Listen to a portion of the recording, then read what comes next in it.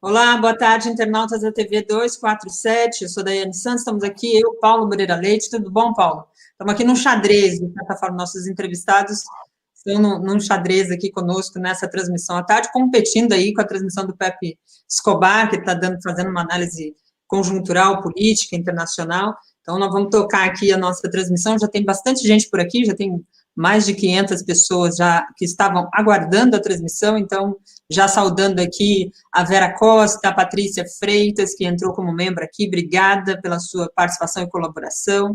Tem também a Kelly Yama e o William Rodrigues Barbosa, que alterou a sua colaboração aqui conosco, entrando como membro especial neste momento aí de crise e tal, estão colaborando um pouco mais. Então, em nome do 247, eu faço aqui os agradecimentos pela colaboração de vocês no fortalecimento da nossa pós-TV, como diz o Mauro Ramos. Nós estamos aqui para falar de um assunto importante que diz respeito a esse clima que a gente está vivendo. Eu estava conversando com um convidado que iria participar aqui de uma nossa transmissão, né, e ele estava dizendo que ele teve que sair de casa, ir à casa dos pais, fazer compras e tal, e ele não atendeu o celular porque ele estava naquela operação de guerra, né, lava a mão, bota luva, bota máscara, passa álcool gel, e não pode tocar na mãe, não pode tocar no pai, que são idosos. Então, esse é o ambiente que a gente tem nos dias de hoje. A gente sai preocupado em não transmitir doença para ninguém e, ao mesmo tempo, se protegendo. E essa preocupação vai permanecer durante um tempo até que a gente possa ter aí uma vacina que possa conter esse coronavírus. Diante disso, a gente também vem assistindo uma série de esforços já há algum tempo, de diversos movimentos, diversas lideranças políticas, para garantir leitos, né, que é o denominador comum em todas essas situações de pandemia, né, da situação provocada pela pandemia no mundo inteiro, é a falta de leitos para poder atender a demanda alta por conta da pandemia. Então, esse esforço aqui em São Paulo, particularmente, que tem sido feito aí por diversos grupos e tal, a gente trouxe aqui, na tentativa da gente primeiro, trazer como foi e como está sendo essa batalha, né, pela abertura de leitos, mas também trazer boas notícias, mesmo, ainda que sejam notícias parciais e que possam atender parcialmente as nossas demandas. Nós estamos aqui com o vereador Celso Gianazzi, que esteve aqui alguns dias atrás, tratando justamente sobre essas batalhas todas. Celso é vereador pelo PSOL aqui de São Paulo. Boa tarde, Celso, tudo caminhando? Boa tarde, Daiane, boa tarde, Paulo, boa tarde, Mário, e boa tarde a todos os ouvintes aqui da TV 247 que nos acompanham. Tá caminhando, Daiane, nós estamos na luta, né, você falou muito bem aí, em busca de novos leitos para a cidade de São Paulo, para que a população tenha condições de se tratar, de se cuidar aqui e escapar dessa grave crise que assola todo o país, e em especial aqui a cidade de São Paulo. Verdade. O vereador Celso já adiantou aqui, nós estamos com Mário Balanco, que é do coletivo Butantan na Luta, e do Comitê em Defesa do Hospital Sorocabana, que é alvo aqui da nossa transmissão, né? Ele, a partir de uma decisão da prefeitura, a gente vai detalhar um pouco isso, foi reaberto aí para alguns leitos para o tratamento do Covid. A gente vai entender melhor o que é isso. Mário, obrigada pela sua participação aqui conosco, tudo caminhando também. Você também é do Hospital Universitário aqui da USP, né? Oi, boa tarde a todos e a todas. Obrigado, Daiane, obrigado 247 pelo convite, né? Paulo Moreira, quanto tempo? Celso Gianazzi, grande batalhador, junto com o Carlos Gianazzi, irmão dele, que teve um papel excelente, singular na luta pela reabertura do Hospital Sorocabana também e do HU, do Hospital Universitário. Você citou o HU, é que o coletivo Butantan na Luta, ele está há 6 anos batalhando, né, pela reabertura completa também do Hospital Universitário da USP, que é um hospital-escola muito importante na região oeste também, né, que sofreu um desmonte, né, do reitor Zago em 2014, e a gente está na luta aí, junto com a LESP, a Assembleia Legislativa, para retomar esse importante instrumento de saúde que é o Hospital Universitário, para a formação e para assistência na região de uma população de 500 mil pessoas. Então, e também, como eu sou da área de saúde, eu me envolvi na luta em defesa do SUS, né, em defesa dos hospitais públicos de qualidade. Então, a gente atua também na questão do Comitê Sorocabana, que teve uma vitória parcial agora no momento de extrema importância. Qual foi a vitória parcial? Explica para quem ainda não está sabendo, que vai ser o nosso assunto, mas já diz assim, a vitória parcial foi qual? A vitória parcial que eu acho, ela foi o seguinte, a região da Lapa, né? Primeiro, talvez precise contar um pouquinho da história do Sorocabana, né? Não sei se todo mundo conhece, uma história linda, por sinal, do Hospital Sorocabana, que é um hospital que ele foi inaugurado em janeiro de 1955. Ele fazia parte da Associação dos Servidores da Estrada de Ferro Sorocabana, que fazia entre São Paulo e Sorocaba, né? Toda essa linha de trem, que nós tínhamos muitos operários, muitos trabalhadores, né? A Lapa era uma região que tinha operários, tinha classe média, né? E com o transcorrer dos anos, essa associação de trabalhadores da Estrada de Ferro, né, conseguiu, junto ao governo do estado, o terreno, que hoje é o Hospital Sorocabana, que fica ali na Faustolo, né?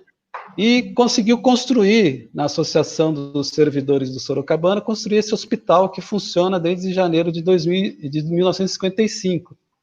E ele foi fechado em 2010 com problemas de caixa, foi à falência, deixou uma dívida enorme para os trabalhadores, né, a associação, e ela foi reincorporada pelo Estado de São Paulo, né.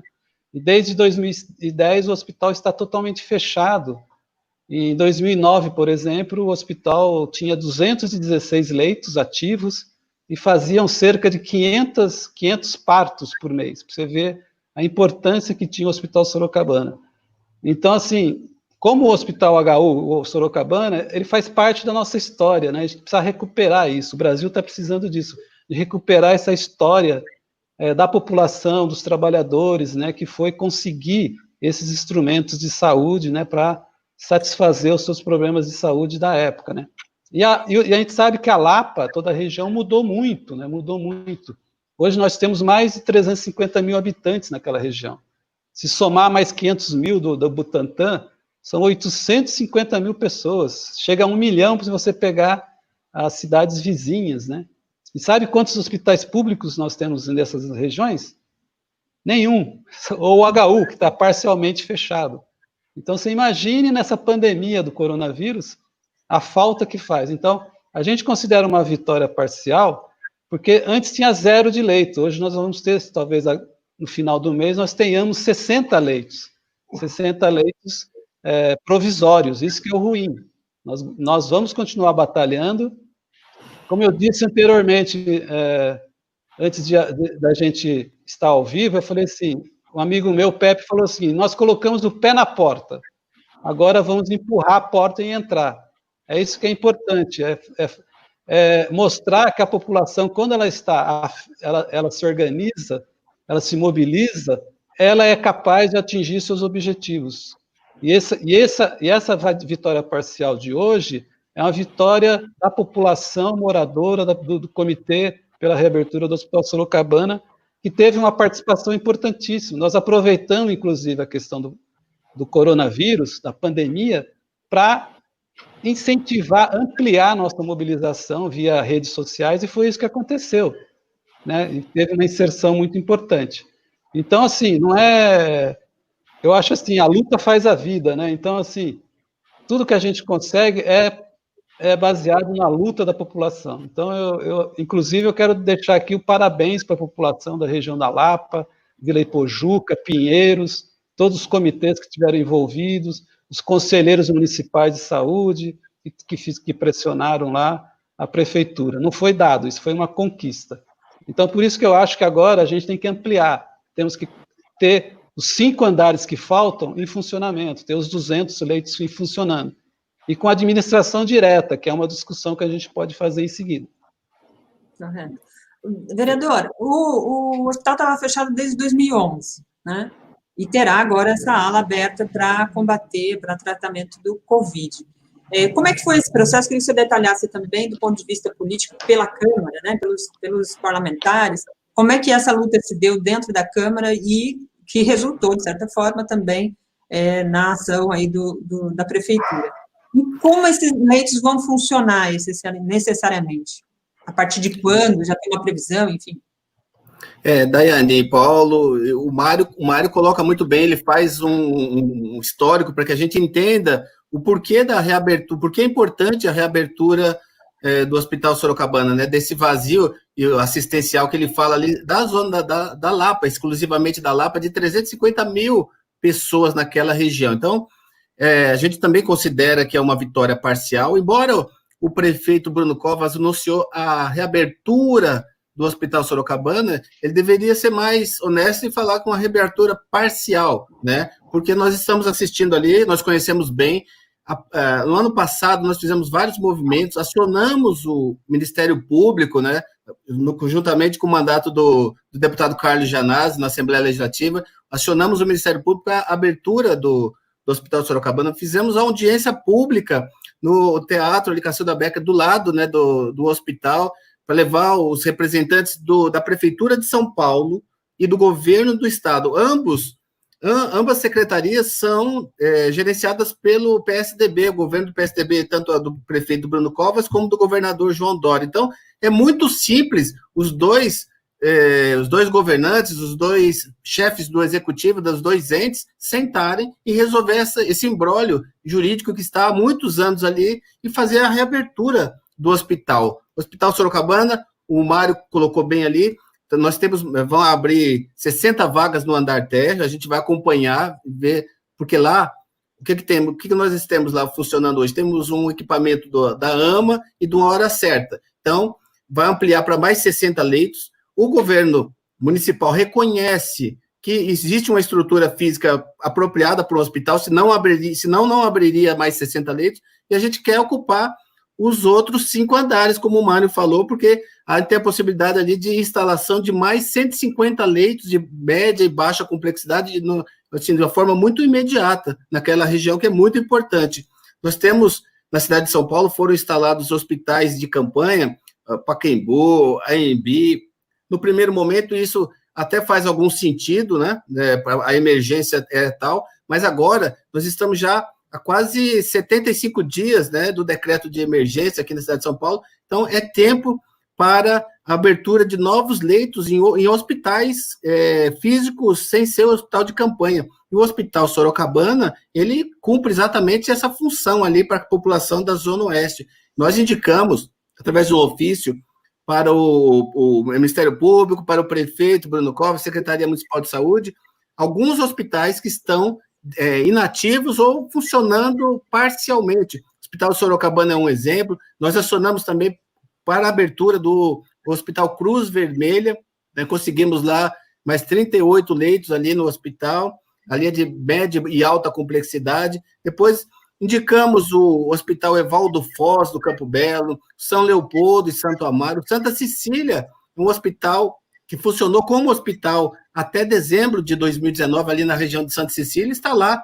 abandonado, e a prefeitura, já cobrei o secretário, já cobrei o prefeito, a gente tem um decreto de calamidade, e a prefeitura pode requisitar esse espaço lá, a gente tem a possibilidade de instalação de até 700 leitos para a população. Então, é importante isso, é importante que a gente defenda a instalação, a construção de a instalação de novos leitos nos hospitais físicos. O Sorocabana é um exemplo, ao invés de ficar abrindo outros hospitais de campanha. O hospital de campanha é importante, já cumpriu sua função, né? Mas é importante que a gente equipe esses hospitais físicos na cidade como um todo, porque essa pandemia, ela não vai acabar mês que vem, então ela vai durar um bom tempo. E esses equipamentos, eles devem permanecer para a sociedade, para a população ter que ter acesso aos equipamentos de saúde por um bom tempo. Então, é muito importante a abertura de hospitais como o Hospital Sorocabana. Verdade. Vou ler aqui alguns comentários antes de passar para o Paulo, se quiser fazer alguma pergunta. Leonardo Gomes Nogueira diz: grande Celso, luta do vereador e da população da Lapa deu resultados. A Luciana Santos diz: existe um imbróglio jurídico, como disse aí o Celso, né, entre a Prefeitura e o Estado de São Paulo pelo Hospital Sorocabana. Detalhe, ambos são do mesmo partido, como enfatizou o Celso. Ela tinha comentado isso antes de você falar, vereador. O Leonardo também, num outro comentário, ele falou: vitória parcial com Bruno Covas, prefeito, não é pouca coisa. Se dependesse do Covas, o hospital não teria sido reaberto nunca, mesmo parcialmente. Isso é fruto de muita luta. O Zeitgeist, acho que essa é a pronúncia do perfil, ele diz: o desmonte de Sorocabana é tudo culpa do PSDB. Era um hospital maravilhoso, operei lá minha mão após a fratura de moto. Tenho os fios de titânio de lembrança do bom serviço que o hospital tinha. Se é possível, por gentileza, fale do leilão ilegal que fizeram do Sorocabana nesses anos de imbróglio entre prefeitura e Estado. Houve leilão lá dos equipamentos, da estrutura, Celso?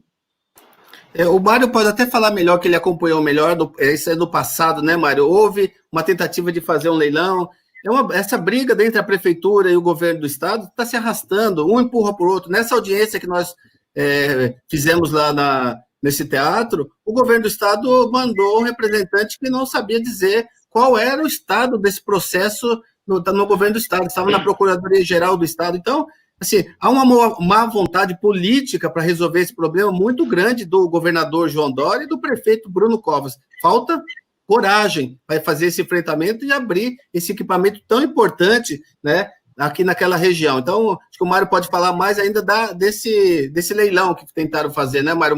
O Mário falou um pouco aí dos comitês, da comunidade que faz uma luta há muitos anos, né, Mário? O Mário tem participado, está de parabéns por essa participação, essa luta na abertura do hospital, mas Obrigado. Ele falou do coletivo que faz parte, que conseguiu essa grande vitória para a sociedade, para a comunidade ali da Zona Oeste, que é muito importante a gente ressaltar. Nada foi de graça, foi fruto de muita luta da comunidade. Importante a participação. Diga, Mário, sobre essa questão dos leilões. Então, esse imbróglio jurídico aí, na verdade,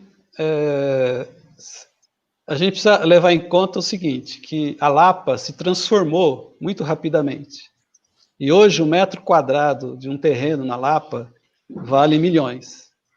O Sorocabana, se não me engano, ele tem cerca de 10 mil metros quadrados, ele vale, no mínimo, 100 milhões de reais. Nossa.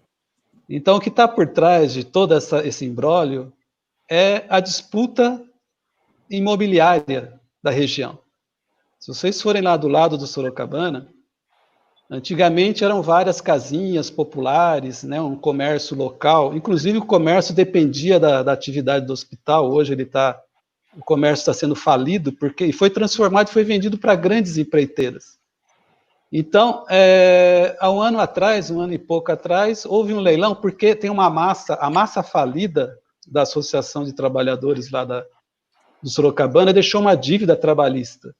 Então, eles tentaram leiloar o prédio, né, para pagar essas dívidas e os materiais que tem lá. Eu já visitei lá dentro, tenho várias fotos interna do hospital, e tem uma série de equipamentos que estão estragados lá. Mas a estrutura do prédio está íntegra.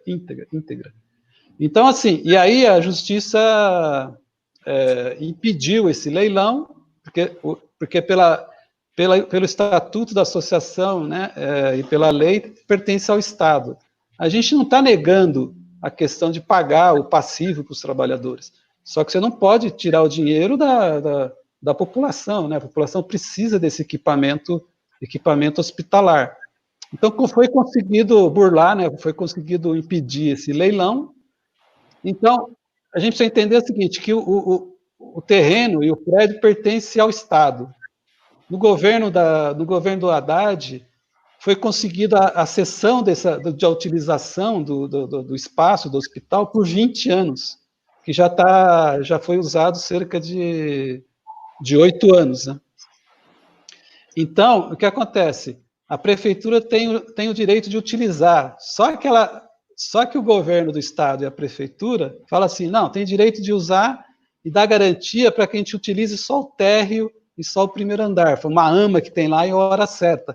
Para a gente reconstruir o hospital, a gente precisa de uma decisão definitiva, né, de um repasse para a prefeitura definitivo. E aí, o jurídico da prefeitura e do Estado falaram que não é viável, não sei o quê.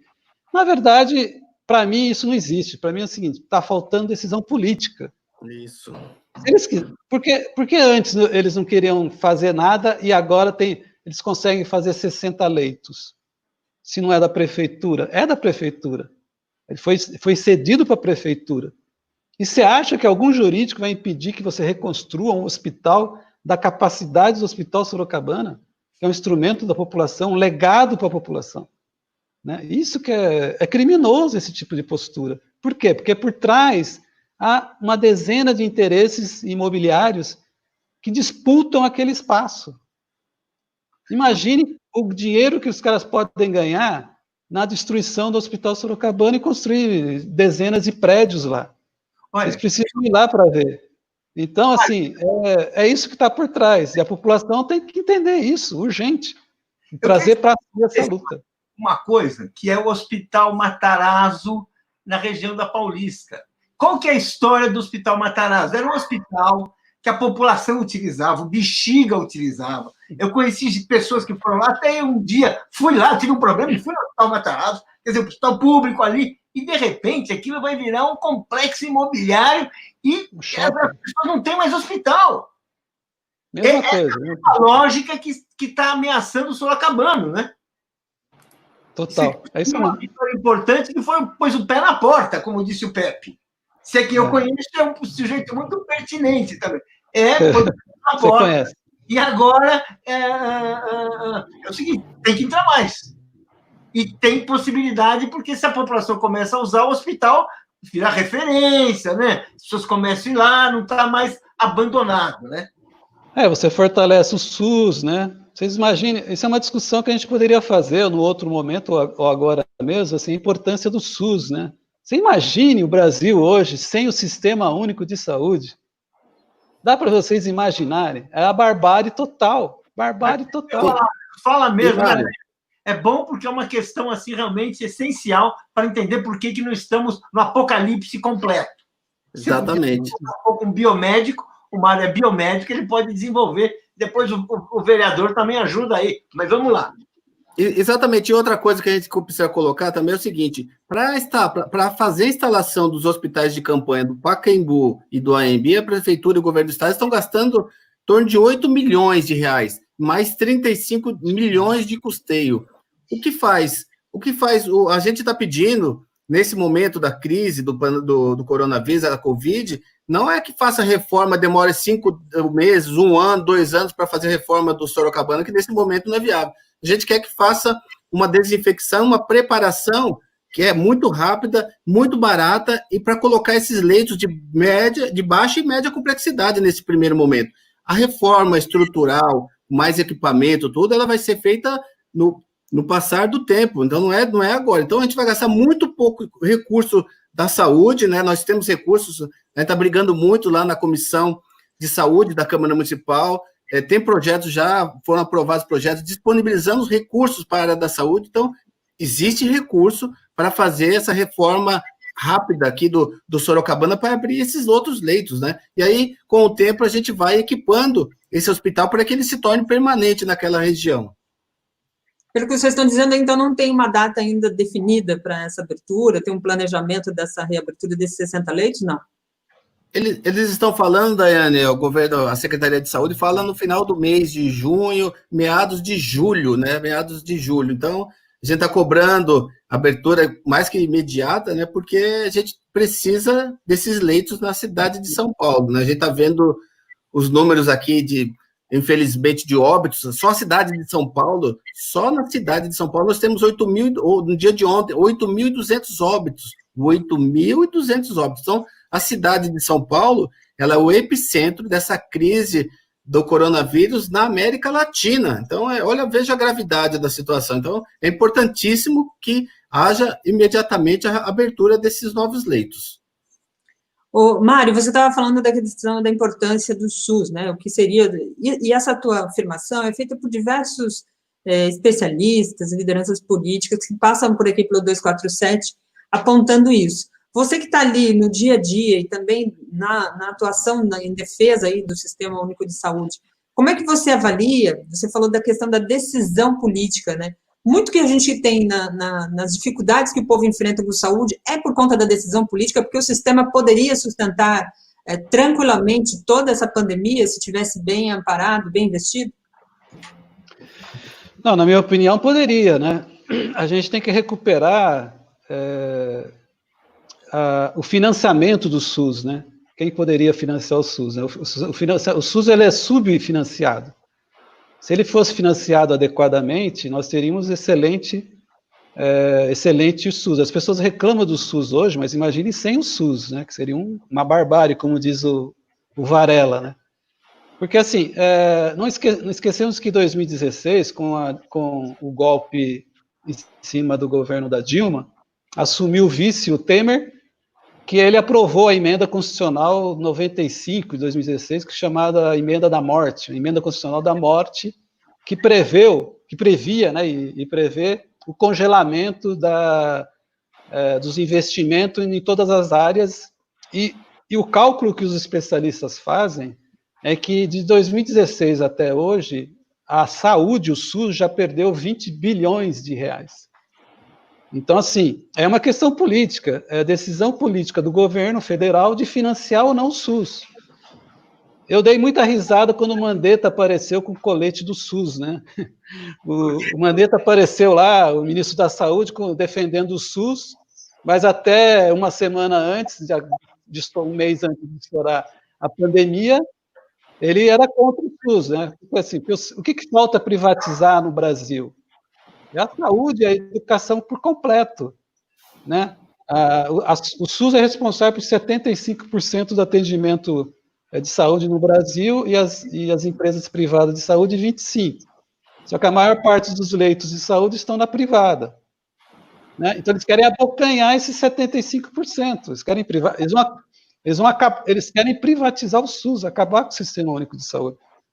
Tanto é que a gente lançou um movimento na Zona Oeste, chama Assembleia Popular de Saúde da Zona Oeste. Ou seja, a gente quer formar uma Assembleia Popular com todos os setores de saúde da região oeste de São Paulo, primeiramente, em defesa do SUS, em defesa do Hospital Sorocabana, em defesa da saúde da região. E a gente quer que isso amplie para o Brasil inteiro. Porque a gente só interrompeu essa Assembleia por causa da pandemia, mas a gente pretende, inclusive, fazer uma reunião virtual futuramente, na próxima quinzena. Porque, assim, toda essa discussão é financiamento do SUS. O que é prioritário no Brasil? Financiar o SUS ou financiar banqueiro, virar o banco, né? E na cidade de São Paulo não sai dessa fórmula, né? Outra coisa, assim, é o dinheiro público sendo minguado, né, e vai para o setor privado. Você tem, por exemplo, as organizações sociais, né, que dominam metade do orçamento da cidade de São Paulo. Metade? As organizações sociais são... Mais da metade. Hoje nós temos, quase 60% já está na mão das OS aqui na cidade de São Paulo. Hoje o orçamento, o Celso pode me corrigir, está por volta de 11 bilhões na cidade de São Paulo, né? Então, 5 bilhões, 6 bilhões está na mão da OS. Só uma OS, que é a SPDM, que é o SPDM, ela tem metade desses 6 bilhões. Então, o que é a OS? Explica o OS para o internauta que não está familiarizado. É importante porque falou OS. O que é o OS? O que é? A OS, na verdade, é a terceirização da saúde. Então, por exemplo, é isso que quem administra metade você não tem mais administração direta, ou seja, os servidores que prestam serviço naquela unidade, naquele hospital, eles são contratados por uma empresa terceirizada que repassa o serviço para a prefeitura. Então, nós somos extremamente contra isso, porque isso é uma fonte de corrupção. Na Assembleia Legislativa, ano passado, foi feita uma CPI das OS, que o Néder, né, o grande Néder, médico Néder, estava na cabeça desse movimento. Nós temos, nesse relatório, tem cada absurdo, o salário dos diretores da OS chega a 50, 70, 80, 100 mil reais. Né? Então, é um desvio de dinheiro, e a gente quer o seguinte, e os serviços, geralmente, não são melhores do que o da administração direta, do servidor público concursado, muito pelo contrário. Muito pelo contrário. Então, com a lei de responsabilidade fiscal, né, você não pode gastar mais com o pessoal. Então, eles pegaram essa artimanha, né, instituíram as OS, que é do governo PSDB também, né, e essas OS não tem só na saúde, na cultura acontece isso, né, e isso é desvio de dinheiro, isso que financia as campanhas eleitorais por aí afora. Então, o Comitê Sorocabana e o Coletivo Butantan na Luta, assim, ele é radicalmente contra as OS. Administração direta, 100% SUS, né, concurso público, gestão com controle popular e por aí afora, porque a gente tem que lutar por isso, porque não adianta só você montar o hospital, aí eles colocam uma OS e o dinheiro todo é minado para as OS. É a terceirização. E eles ganham menos ainda. Ô, Paulo e Mário, e só mais um detalhe nas OS, que a gente acompanha muito e tem feito esse debate lá na Câmara Municipal. As OS, ela tem pouquíssimo controle. A gente não consegue, a Câmara não fiscaliza, o Tribunal de Contas não fiscaliza, e muito menos a Secretaria da Fazenda fiscaliza. Eles fazem uma conta de chegada, então quase 6 bilhões de reais do orçamento público municipal vão embora sem um controle social. Ano passado, foi apresentada uma emenda na LDO para que aumentasse os instrumentos, as ferramentas de controle dos gastos sociais na área da saúde e das OS. E nós aprovamos na Câmara Municipal e o prefeito Bruno Covas vetou. O prefeito Bruno Covas vetou um instrumento de controle social dos gastos da saúde e das OS, né? E a gente vê, para quem está acompanhando agora os noticiários, é ver lá o Iabas, no Rio de Janeiro, é uma OS, aquilo é uma OS, uma fonte de desvio permanente de recursos públicos. Aí a gente não concorda mesmo. O Mário está totalmente correto. A gente tem que ter um SUS forte, a gente tem que ter concurso público na área de saúde. Não pode admitir que os recursos sejam disponibilizados só para iniciativa privada. É o serviço público que combate a desigualdade, não é a iniciativa privada. Corretíssimo. Olha aqui alguns comentários. Falou uma coisa de OS, mas fala aí primeiro, depois eu quero voltar a esse assunto, que é muito importante. A gente vai voltar. O Vitor Guerreiro mandou uma mensagem aqui dizendo que o próprio TSE alegou que não consegue checar as contas das OS em São Paulo. O Zeitguess mandou um superchat aqui dizendo, pois bem, mas o leilão foi feito e há uma vitoriosa, dona de vários outros hospitais pelo interior paulista, segundo ele. E ele aí pergunta, correto? Por liminar, ela está impedida por hora, mas periga algum magistrado, segundo ele, pelego, dar o ganho de causa a ela, ele questiona. Celso, você tem alguma informação, Mário, sobre isso, sobre essa suposta proprietária aqui?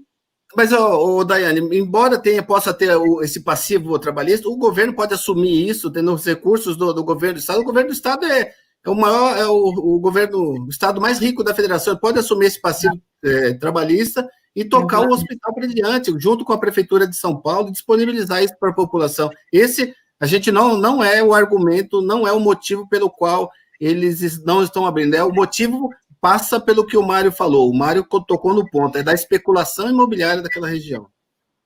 E entrando nessa questão das OS, Mário, falando um pouco mais sobre isso, há um discurso emplacado pelo próprio Dória, aqui em São Paulo, em sua campanha, né, de que ele não era político, ele era gestor e tal.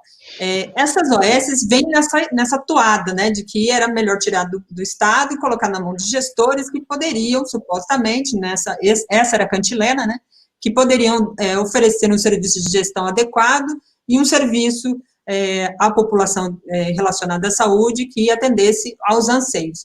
Quanto tempo essas OS já estão aqui em São Paulo, particularmente, né? E o resultado, pelo que a gente vê no dia a dia, todo mundo como cidadão percebe que a saúde não melhora, pelo contrário. Mas como é que você avalia essa presença dessas OS aqui em São Paulo, particularmente dentro dessa ideia da gestão feita por gestores, empresários ou por pessoas que supostamente entendem de administração? Bom, eu vou fazer uma analogia, eu acho que ela é pior que o coronavírus. É sério, porque mata muita gente, né? Então, vocês terem ideia, essa SPDM, o nascimento da SPDM, que é esqueci o nome, né? Foi fundado por médicos lá na Escola Paulista de Medicina, e hoje o Hospital São Paulo, sabe o Hospital São Paulo? Pertence à SPDM. E mudar, né, a estrutura lá, por causa que a SPDM controla mais de 5 mil médicos no estado de São Paulo e por aí afora. Já vem de muito tempo, né, mas ele se tornou mais forte com a Lei de Responsabilidade Fiscal, que foi um mecanismo que eles criaram, eu não me lembro exatamente o ano, mas foi a partir dali que que explodiu essas organizações sociais, né?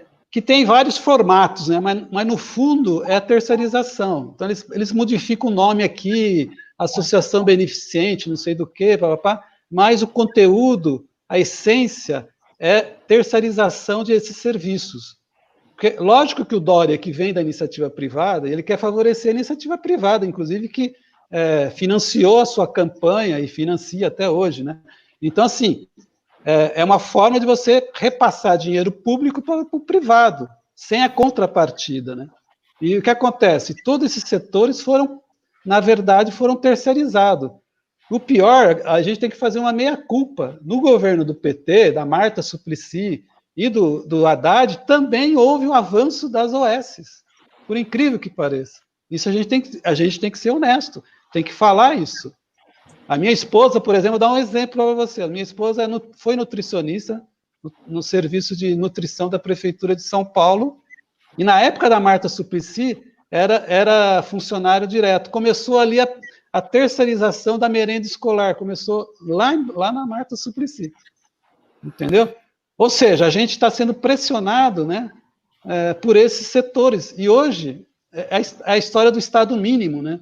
Você transferir dinheiro público para o dinheiro privado e sem... Travou um pouquinho ali. O Daiane, e eles estão completando com o Mário, enquanto o Mário volta, na área da saúde aqui, nas UBSs da capital, nós temos em torno de 436 UBSs na cidade. 420 já estão na mão de OSs. E essas OSs já estão quase que a totalidade, Paulo. É inacreditável isso. E a população precisa entender... que caiu? Caiu. A gente fica sem o serviço, o serviço não é de boa qualidade, a população fica sem o serviço e sem o recurso, porque o recurso vai para a iniciativa privada e o serviço, os trabalhadores das OS também, eles ganham menos, eles têm uma rotatividade muito grande. Para a saúde da família, do acompanhamento, da permanência do servidor público, é muito ruim sobre esse aspecto. Então, a sociedade perde muito com a OS. Isso que eu tenho que deixar claro. Ela não tem um atendimento melhor e fica sem o recurso público. Mário, eu queria que você comentasse uma coisa que a gente estava falando antes, sobre o hospital universitário. Porque você acompanhou também o hospital universitário e você estava dizendo que foi liberado um concurso, assim, foram liberados recursos bastante razoáveis, bastante poupudos, e o impacto foi pequeno, muito menos do que a gente poderia imaginar. Então, isso é um exemplo prático, concreto. Você poderia falar um pouco, para as pessoas entenderem, que você está falando assim, as OS, elas sugam o dinheiro que não chega ao seu destino. Então, eu queria que você falasse, para a pessoa entender o que é isso. Então, no HU é um processo muito... foi um processo também muito doloroso, né? O hospital universitário também tem uma história popular, assim, magnífica, né? Que o movimento de saúde da região, que conseguiu que a USP, né, construísse um hospital universitário, e o hospital universitário, nos 40 anos de existência, ele teve um papel fundamental na formação de pessoal, formava 2.000 pessoas na área médico, né, enfermeiros e todo esse pessoal da área de saúde, com excelente ensino, né, da USP, né, e ao mesmo tempo prestava um serviço para a população de 500 mil habitantes, assim, maravilhoso, né. Aí, em 2014,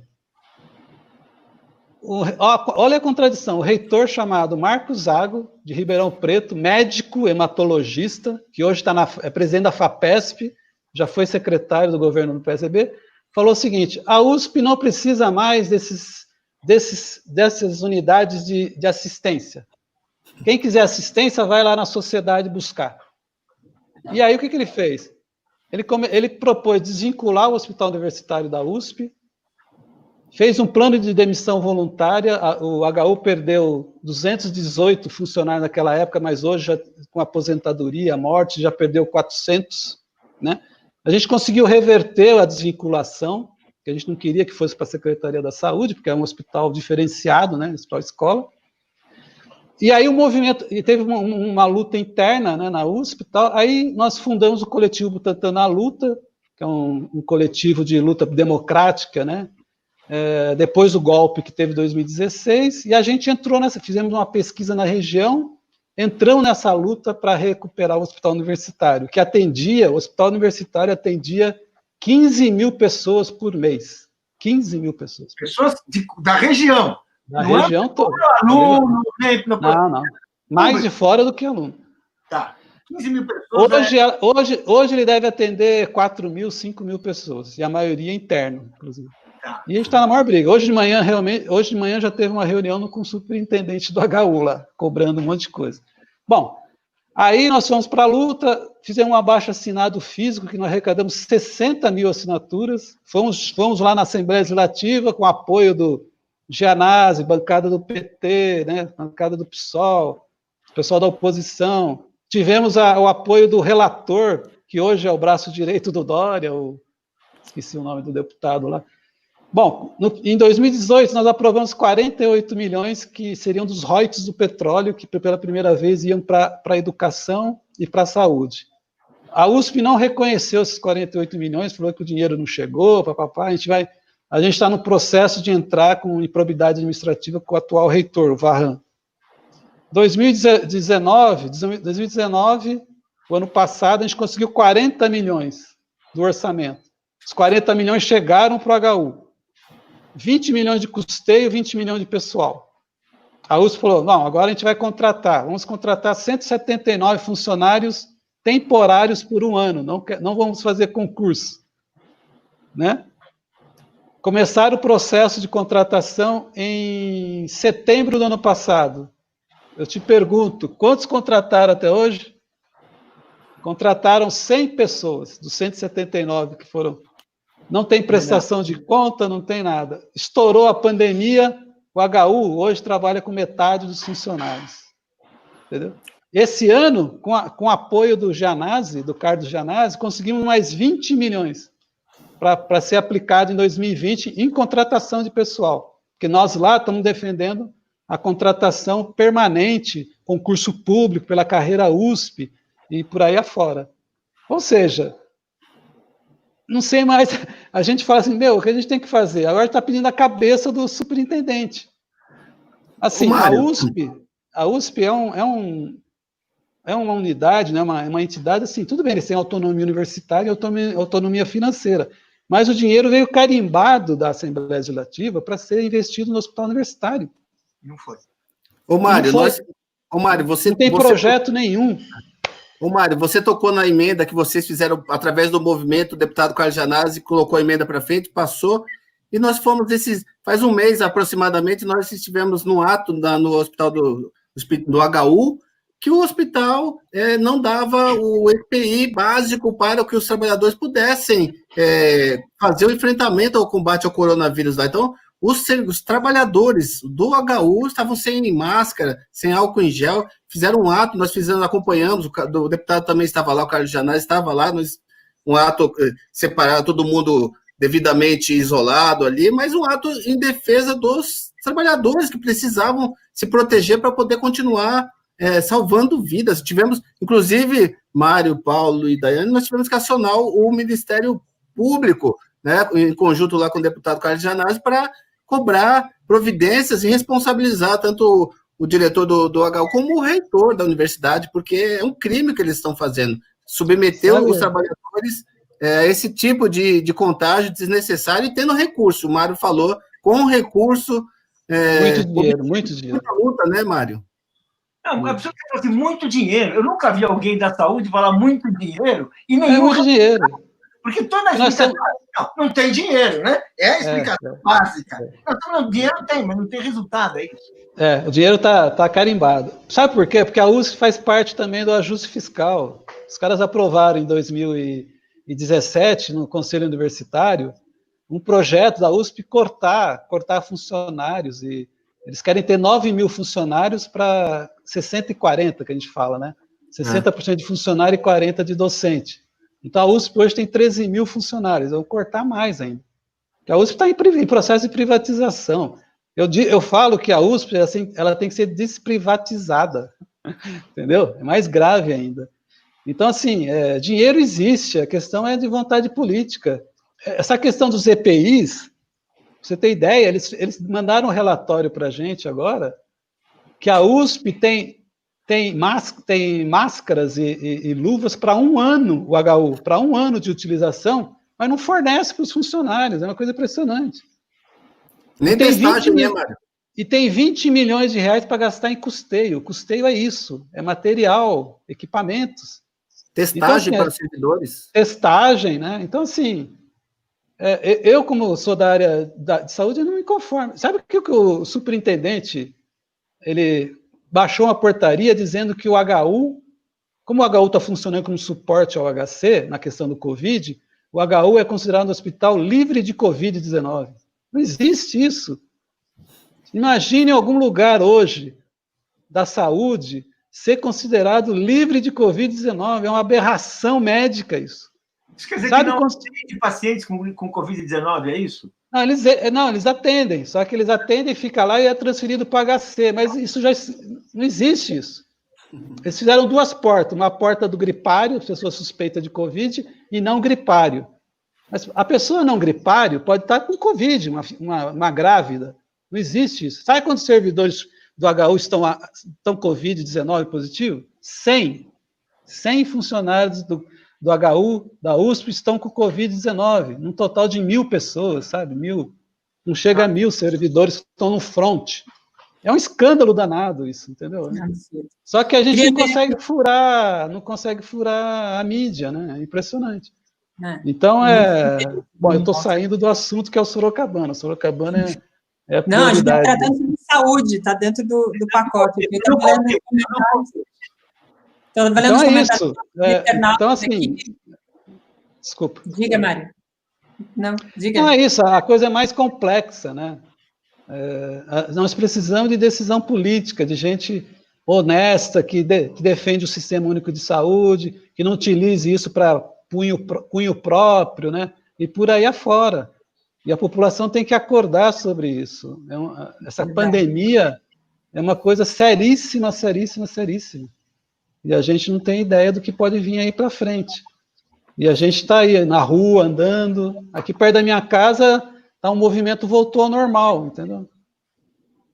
Aqui também, tudo à normalidade. Tem bastante gente comentando aqui, Mário, sobre tanto essa questão do hospital universitário, que você citou, da USP, quanto também do relacionado aí à questão da saúde. O Rogério Marcondes entrou como membro aqui do nosso canal. Obrigada, Rogério.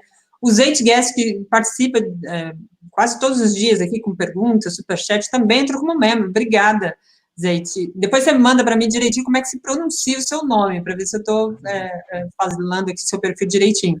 Mas parabéns, seja bem-vindo aqui conosco no nosso canal e agradeço a sua contribuição. A Marli Dopieri, ela diz, recomendo o podcast AvanSUS, que trata aí sobre a questão do SUS, então fica aqui a dica da Marli. A Bia Barrela, parabéns, Comitê Sorocabana. A Cláudia Matinho, Hospital Universitário poderia ser outro local de excelência para o tratamento da Covid. Destaca aqui a Cláudia. A Mídia Fraga, que é o perfil, ele diz exatamente, é bem mais inteligente reabrir hospitais fechados do que colocar dinheiro público em hospitais de campanha gerido por empresas privadas, reforçando aí as afirmações tanto do vereador Celso quanto do nosso convidado, o Mário Balanco. O Vitor Guerreiro diz, guerreiros, Mário Balanco e Celso Janazzi. Joane Mota mandou aqui um comentário, mais uma vez a especulação imobiliária de olho no patrimônio público. A especulação imobiliária, vereador Celso, ela tem um papel em São Paulo que ela vai interferindo em vários aspectos na dinâmica da cidade, né, nos interesses da população e no desenvolvimento social da população. Isso não é de agora, né? Como é que a gente contém isso? O fato de eleger candidatos também muito próximos a esses setores, atendendo a esses interesses, também dificulta. Eu imagino que essa deve ser a dificuldade lá no parlamento, né? Com certeza. E esse é um processo crescente, está em andamento da privatização, né? Então, os grupos econômicos voltados à construção civil, eles são muito fortes, são financiadores de campanha. Então, a gente vê esse processo na cidade de São Paulo. Nós tivemos um exemplo muito, muito claro ano passado aqui na cidade de São Paulo, no setor da educação. A prefeitura, através da Câmara Municipal, aprovou um projeto de privatização de 40 imóveis na cidade de São Paulo. E dentro desses 40 imóveis, nós tínhamos 3 escolas públicas. Uma ali do lado do Mackenzie, na Rua da Consolação, em Gabriel Prestes. Outra lá na Vila Olímpia, Maria Dalkme, uma escola tradicional, premiadíssima. E uma escola de saúde fundada lá pela ex-prefeita, nossa sempre prefeita Irundina, Paulo Freire, escola de saúde, funciona muito bem. As 3 escolas estavam numa região muito valorizada. E aí o prefeito colocou à venda essas unidades premiadíssimas na cidade como um todo. Nós tivemos que fazer uma luta muito grande para reverter. Conseguimos reverter, mas por quê? Porque a especulação imobiliária queria pegar essas escolas públicas, né, e transformar em grandes condomínios de luxo, né? Então, um apartamento na Vila Olímpia, naquela região, custa mais de 12 milhões de reais cada apartamento. Então, olha só do que a política é capaz, né, de acabar com o patrimônio público, com equipamentos que funcionam, são premiados pelo seu projeto político-pedagógico, e a prefeitura fez um movimento desse com anuência da Câmara Municipal, com anuência, porque vários vereadores votaram, né, sem saber nem o que estava votando. Nós tivemos que fazer muitas intervenções, obstruções, levar para a mídia para poder reverter. Conseguimos reverter esses 3, mas isso mostra como é que a especulação, o poder econômico domina, né, a política em detrimento da população. Verdade. A gente está caminhando aqui para os 8 minutinhos finais. Eu queria fazer uma abordagem aqui, tanto com o Mário quanto com o Celso Gianazzi, sobre essa questão da reabertura da cidade, né? A gente, até no começo da nossa conversa aqui, a gente tinha falado um pouco sobre os interesses que estavam por trás dessas instalações de leitos e etc. Eu queria que vocês abordassem um pouco mais sobre isso, começando aqui pelo Mário, porque há um movimento, uma pressão grande desses setores empresariais pela reabertura. É claro que a gente sabe que as pessoas precisam trabalhar, muita gente precisa sair para garantir o seu sustento, o seu dia a dia, o pão na mesa, a comida na mesa, mas a gente está diante de uma pandemia muito grave, como disse o Celso, que é o epicentro aqui, São Paulo é o epicentro dessa pandemia na América Latina. Mário, essa reabertura de leitos, como Sorocabana, que ainda está aí nesse processo, como vocês apontaram, é uma vitória parcial, importante, precisa avançar, mas vocês também estão de olho nos interesses que estão em volta disso, né? Como é que vocês avaliaram tudo isso? Seu som está fechado, Mário. Desculpa. Nada. Então, eu queria, primeiro, falar os 6 eixos que nós temos como comitê pela reabertura do Hospital Sorocabana. O comitê defende a reabertura imediata do Hospital Sorocabana, a reabertura integral não só do térreo, mas dos 5 andares, a integração na rede municipal, né, ao SUS, uma gestão pública direta, né, sem OS, atendimento 100% SUS, controle democrático da gestão, ou seja, a participação de trabalhadores e população. E a imediata transferência do prédio para a prefeitura, né, uma transferência completa, definitiva, para que a prefeitura possa erguer, né, e reconstruir ou reformar o hospital. Muitas pessoas falam que o hospital tem problemas estruturais, é mentira. Nós, inclusive, queremos uma vistoria, e nós inclusive, temos técnicos, engenheiros e arquitetos que possam fazer, inclusive, essa vistoria, né? Assim, o que falta é decisão política. Então, assim, o que nós estamos enxergando que é um avanço, só que esse avanço não vai deixar legado nenhum para a população moradora da região. O que nós queremos é deixar legado. O que é legado? É um hospital funcionando, né, em pleno funcionamento para a população usufruir desse equipamento hospitalar. É por isso, inclusive, que os governos não investem em hospitais que já estão físicos, eles investem em hospital de campanha, porque não vai ficar legado nenhum, vai acabar a pandemia, quando acabar, e vão ser desmontados e a população vai continuar com as dificuldades que tem. porque tem as sequelas da pandemia também, né? Então, eu enxergo assim, que é urgente a gente lutar pela reabertura dos hospitais que estão fechados, e 100% SUS.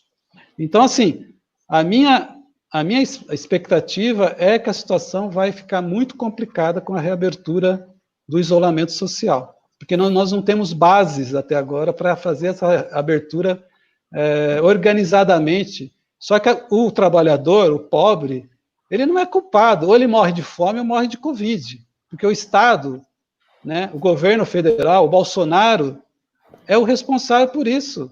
Ele vai ser cobrado no futuro. Eu vou cobrar do Bolsonaro as mortes que ele é responsável. Porque imagine uma pessoa ganhar R$600 por mês. A Argentina está pagando mais, Portugal pagou 1.000 euros, o Japão está dando $1.000 para cada trabalhador, sem distinção que está desempregado ou empregado. E você, R$600 não dá $110. Isso é uma esmola. Nós temos que exigir do governo federal, né, o colchão social necessário para a população ficar em casa, se cuidar. Porque, assim, a curva está crescendo. Eu nunca vi isso na minha experiência na saúde, você na curva crescente, você abrir. É um absurdo. Né? É um absurdo total. Não tem nada de ciência aí. E a gente vai ter que cobrar das autoridades. Eu vou cobrar das autoridades. Eles vão matar pessoas, vão matar brasileiros ao rodo. Vai ter morte e mortes e mortes. Vou dar um exemplo. A cidade de Votuporanga, aqui no interior de São Paulo, há 15 dias atrás, que é perto da minha região, lá, que eu sou lá daquela região. Eu tenho grandes amigos lá. Há 15 dias atrás, eles abriram todo o comércio. Hoje, 15 dias depois, não tem uma vaga de UTI na Santa Casa da cidade, o único hospital que tem lá. As pessoas estão esperando para ser internado. Tiveram 10 mortes ontem. Uma cidadezinha de 50, 60 mil habitantes. Ou seja, o caos está implantado. Então, a gente tem que estar na luta e brigar realmente para que esses hospitais voltem a funcionar. Ixi. É isso mesmo. Vereador Celso? Olha, Daiane e Paulo, a gente tem acompanhado muito e com muita preocupação essa flexibilização muito precipitada do governo do Estado. O Mário falou aqui? Estou te ouvindo, só fechei. Pensei que tivesse caído. O Mário comentou que ele vai cobrar do presidente Jair Bolsonaro, que tem as medidas totalmente genocidas, né? Ele quer que ele quer aposta no caos, né? Falou agora que morreram 31 mil pessoas, mas elas morreriam de qualquer maneira mesmo, então não tem muito problema. A gente tem cobrado do presidente mesmo, presidente inconsequente, irresponsável, genocida, fascista, de cobrar, mas tem que cobrar também aqui do governador João Dória, do prefeito Bruno Covas, porque eles têm condições também, o Estado de São Paulo, a Prefeitura de São Paulo tem condições de complementar essa proteção social, essa renda emergencial para que as pessoas possam fazer o isolamento social. E a gente tem acompanhado os dados de transmissão, as taxas de transmissões, a taxa de ocupação dos leitos, né? A taxa de isolamento social. Nós estávamos numa crescente, acompanhando esse processo. O próprio prefeito Bruno Covas anunciou, numa entrevista coletiva, a taxa de ocupação dos leitos aqui na cidade de São Paulo de 92%, já quase colapsando num dia, e depois, 2 dias depois, essa taxa diminuiu, a taxa de ocupação diminuiu para 62%, assim, algo muito absurdo, inesperado. A gente questionou o secretário da Saúde. Por quê? Porque o prefeito Bruno Covas, ele atende às determinações aqui do governador Dória. O governador Dória cedeu claramente ao poder econômico, cedeu ao setor imobiliário, cedeu ao setor automobilístico da Anfávia, setor do abraço dos shopping centers. Então, claramente, está abrindo a economia para esses segmentos, colocando em risco toda a população, porque o capital econômico, o movimento econômico, o poder econômico falou mais alto nesse momento. Então, ele faz essa abertura e não tem a proteção social para que as pessoas possam fazer isolamento social. Então, a gente está vendo muitas pessoas, principalmente na periferia da cidade de São Paulo, morrendo, saindo às ruas, furando o isolamento social, porque elas não têm condições de fazer esse isolamento social, seja por conta da questão sanitária, né? Não tem uma política sanitária aqui na cidade de São Paulo, não tem uma política habitacional e agora não tem essa política de proteção social para os trabalhadores que precisam sair, porque senão eles vão morrer de fome dentro de casa. Então, eles saem para procurar sustento. Então, é fundamental que tanto a Prefeitura de São Paulo como o governo de São Paulo dê condições para que as pessoas continuem em suas casas fazendo o isolamento social. Não é a hora de abertura. Os níveis estão absurdos. Ontem mesmo, batemos o recorde, infelizmente, quase 1.300 mortes aqui no país, né? Eu falei para vocês, só na cidade de São Paulo, no dia de ontem, 8.200 óbitos. Então, sim, está muito errado. Esses números não estão batendo com a realidade que a gente está acompanhando, principalmente na periferia. Então, a gente está muito preocupado com essa abertura antecipada e a gente corre um sério risco, né, de voltar a fechar tudo novamente e aumentar muito o número de pessoas que vão precisar dos hospitais, colapsando a rede pública na cidade de São Paulo e no estado de São Paulo também. Verdade. Vou ler aqui os últimos comentários dos nossos internautas, bastante gente aqui falando sobre essa situação que nós estamos vivendo, né? Tem o Super Raimelo, que é o perfil dele, ele se tornou membro aqui do canal e já mandou uma mensagem em seguida: feliz por me tornar membro da Pós TV 247, a qual eu acompanho todos os dias. Obrigada, seja bem-vindo, Super Raimelo.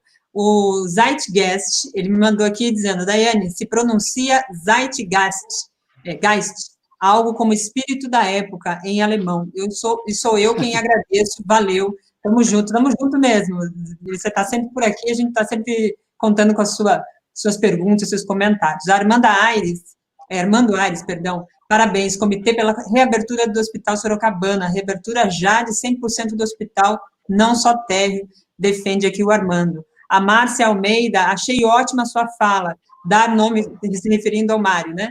Achei ótima a sua fala, dar nome aos responsáveis por essas milhões de mortes. Bolsonaro culpado, vamos cobrar desse homem desprezível que está no poder hoje, destaca a Márcia aqui, reforçando os comentários do Mário. Luciana Santos, absurdo ter que protestar por ter EPI em meio a uma pandemia, né? É uma situação muito contraditória e indigna, né? Deixa a gente tão indignado e a gente enfim, fica numa situação que parece que a gente está de camisa de força. A Mariane Negreiros mandou um comentário aqui dizendo boa tarde aos convidados, ao Paulo, vamos vencer essa luta. Eu fecho a nossa entrevista aqui com a participação do Mário Balanco, que como disse, biomédico, né, atua nos comitês aí de defesa do Hospital Sorocabana e do coletivo Butantan na Luta. Mário, obrigada pela sua participação. Ao vereador Celso Janazzi, muito obrigada. Aos dois, eu reforço aqui o convite para participar mais vezes das nossas entrevistas. Acho que vocês contribuíram bastante. O Mário, particularmente, nunca tinha entrevistado. Acho que ele deve voltar aqui para tratar sobre saúde, sobre esses movimentos. São contribuições muito importantes, né, Paulo, que a gente precisa trazer aqui para a gente aumentar esse leque de informações. Obrigada, Mário. Celso, querem fazer as suas considerações finais aqui para a gente, por favor? Obrigado, eu que agradeço, Daiane, Paulo, Mário, pelo grande trabalho. O Mário é um grande lutador ali em defesa da saúde, defesa do SUS, e dizer do grande trabalho, Daiane e Paulo, que vocês desenvolvem, levando a informação verdadeira, sem o fake news, né? A grande ferramenta, a grande arma que nós temos nesse momento é a informação, né? A informação verdadeira, como vocês sempre difundem, debatem aqui, trazem debatedores para mostrar a realidade. Então, sem fake news nesse momento importante, para que as pessoas também fiquem em casa. A mensagem que eu deixo para as pessoas fique em casa, faça o isolamento social, se informe, né, e protejam suas vidas. Então, muito obrigado pelo convite, a todas as pessoas que participaram. Mário, um grande abraço para você, Paulo e Daiane. Tá bom. Mário? Eu quero agradecer o convite, eu gostei bastante desse bate-papo, eu acho que realmente esses instrumentos alternativos, né, a 247, o trabalho que ela faz é de extrema importância. E temos que dar continuidade a isso. Agradeço, Daiane, é prazer em conhecer você, não conhecia, obrigado pelo convite. Paulão, obrigado. Celso, estamos aí na luta. Eu acho assim, que a mensagem que eu queria deixar é assim, a gente precisa retomar a luta popular. Assim, precisamos estar na rua, estar na luta, estar nos bairros, nas igrejas, para retomar a organização popular que foi roubada da gente. Acho que isso é fundamental para transformar o Brasil, um Brasil que a gente quer, um Brasil que os trabalhadores tenham seus direitos preservados, uma luta contra o desemprego, uma luta pelo SUS, o fortalecimento do Sistema Único de Saúde, que equivale a 75% da população, isso é 150 milhões de pessoas, né? Não é pouca coisa, mas eu só acredito na organização popular. Então, eu faço um convite às pessoas que estão assistindo, para que venham nos somar a nós, né? Nessa luta, no Coletivo Butantã e no Comitê em Defesa da Reabertura do Hospital Sorocabana, que é de extrema importância. A gente precisa deixar legados para essa população, para esses trabalhadores, a gente tem que tirar a experiência, né, dessa pandemia, que eu acho que uma das experiências é tirar, assim, sem investimento no SUS, na saúde, não vai ter vida protegida. Então, é por aí. Muito obrigado e eu estou à disposição, se vocês quiserem conversar sobre outro assunto ligado à saúde, eu estou à disposição. E obrigado.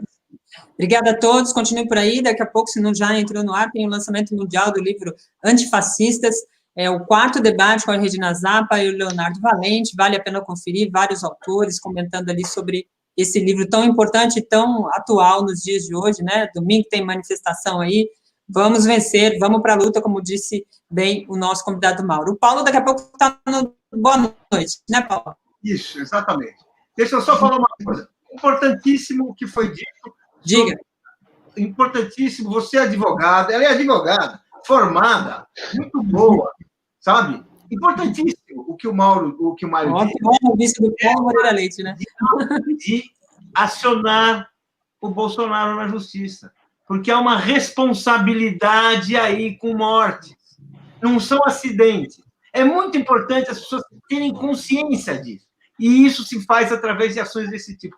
Só queria registrar, porque eu já falei disso uma vez, você é a segunda pessoa que fala isso, eu acho que isso aí vai acontecer, isso aí vai, porque é uma responsabilidade que não pode ser ignorada. Ele não pode falar, isso é da vida e até logo. Não é da vida. Isso é genocídio. Obrigada a todos, continue por aí. Não tem mais Obrigado, informação. Um abraço. Abraço. Tchau, tchau.